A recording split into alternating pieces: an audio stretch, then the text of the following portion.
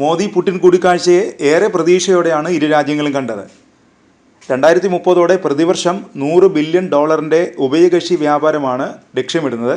വ്യാപാര ബന്ധം ശക്തമാക്കുന്നതുൾപ്പെടെ വിവിധ വിഷയങ്ങൾ മോദിയും പുതിനും തമ്മിൽ നടന്ന കൂടിക്കാഴ്ചയിൽ ചർച്ചയായി.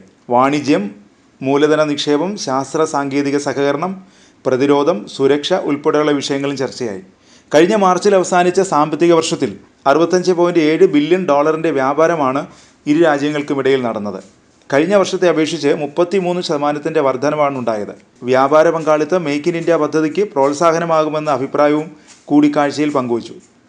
ഇന്ത്യയുടെ കാർഷിക വ്യാവസായിക ഉൽപ്പന്നങ്ങൾക്ക് കൂടുതൽ വിപണി ലഭ്യമാക്കുന്നതിനും റഷ്യ ശ്രമിക്കുന്നുണ്ട്.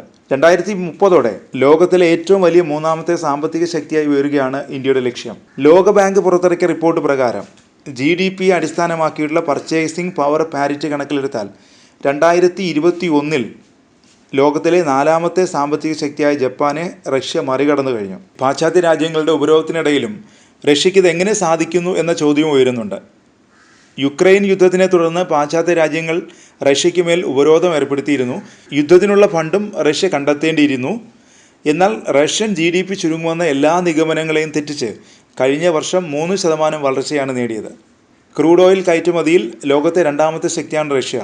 ഇന്ത്യയും ചൈനയും വലിയ തോതിലാണ് റഷ്യയിൽ നിന്ന് കുറഞ്ഞ വിലയിൽ ക്രൂഡ് ഓയിൽ ഇറക്കുമതി ചെയ്യുന്നത്.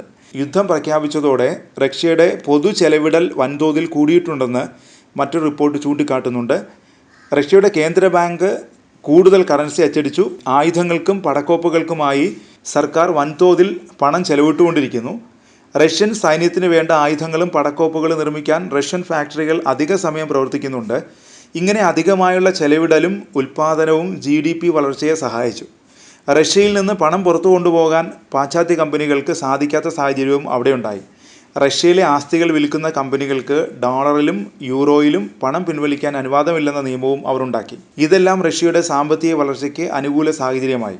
യുദ്ധത്തിന് അന്ത്യമാകുമ്പോൾ ഈ വളർച്ച നിലനിർത്താൻ അവർക്ക് സാധിക്കുമോ എന്നത് മാത്രമാണ് ഇപ്പോഴത്തെ ചോദ്യം.